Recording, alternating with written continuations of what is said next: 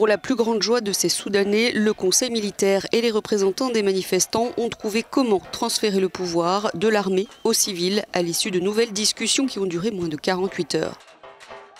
Le Conseil militaire, qui est au pouvoir à Khartoum depuis la destitution du président Omar el-Béchir, voulait une période de transition de 2 ans. Les manifestants de 4 ans, finalement, ce sera 3 ans.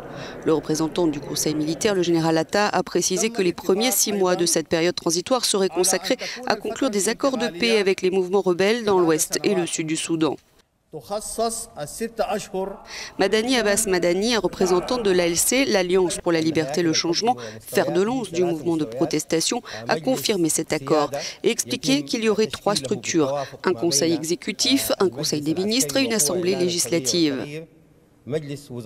Omar el-Béchir, le président soudanais qui occupait le pouvoir depuis 30 ans, a été emporté mi-avril par une vague de protestations qui a commencé en décembre après le triplement du prix du pain. L'alliance de l'opposition est soutenue par ces manifestants qui campent depuis le 6 avril devant le QG de l'armée à Khartoum. En début de semaine, des heurts meurtriers avaient fait craindre le pire pour les négociations entre militaires et manifestants.